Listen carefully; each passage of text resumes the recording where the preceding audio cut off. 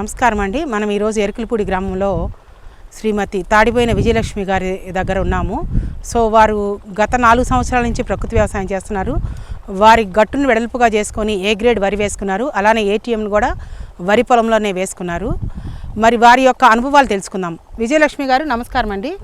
మీరు ప్రకృతి వ్యవసాయంలోకి ఎప్పుడు వచ్చారు? పిఎండిఎస్ ఎప్పటి నుంచి చేస్తున్నారండి విజయలక్ష్మి గారు? 2021లో లీడ్ ఫార్మర్గా తీసుకున్నారు మేడం. తర్వాత 2022 ఫిబ్రవరిలో నేను ఐసీఆర్పీకి రావడం జరిగింది. ఆ సంవత్సరం నుంచి పిఎండిఎస్ వేయడం జరిగింది మేడం. 2022 నుంచి మీరు పిఎండిఎస్ వేస్తున్నారు. ఎన్ని రకాలతో స్టార్ట్ చేశారు మీరు?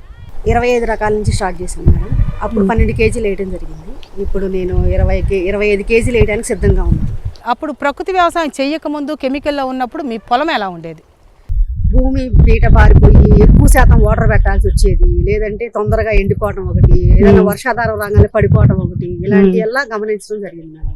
మీరు ఈ పిఎండిఎస్ వేసుకున్న తర్వాత మీ పొలంలో అప్పటికంటే ఇప్పటికి ఎలాంటి మార్పులు జరిగినాయి? అప్పటికి ఇప్పటికి కంపేర్ చేయంటే మేడం, పొలంలో అసలు చెప్పడం కాదు, చూస్తే తెలుస్తుంది మేడం మీకు. మా పొలం అనేది బాగా మృదువుగా తయారవడం ఒకటి, వాటర్ పర్సంటేజ్ మనం 2 సార్లు పెడితే చాలు మేడం. మినిమం 1, 2 లేదా 3, అంతకుముందు 5 తళ్ళు పెట్టాల్సి వచ్చేది మేడం. ఇప్పుడు 3 తళ్ళతో సరిపోద్ది.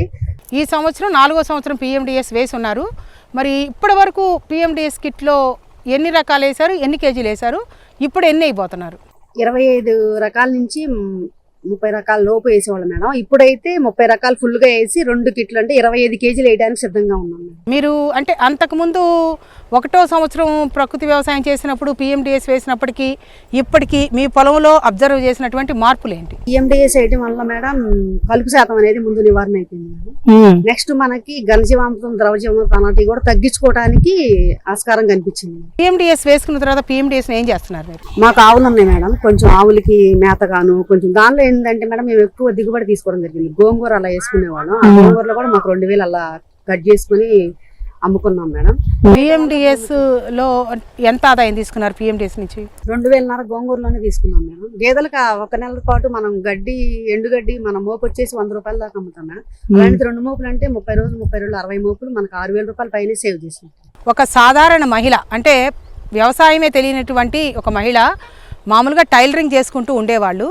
కానీ వ్యవసాయం మరి ప్రకృతి వ్యవసాయంలోకి వచ్చి ప్రకృతి వ్యవసాయాన్ని ఛాలెంజింగ్గా తీసుకొని ఏటీఎం వేసుకొని అలానే ఏ గ్రేడ్ వరి వేసుకొని మరి ఎన్పిఎం షాప్ కూడా పెట్టుకుంటూ మరి చాలామంది మహిళలకి ఆదర్శంగా ఉన్నారు.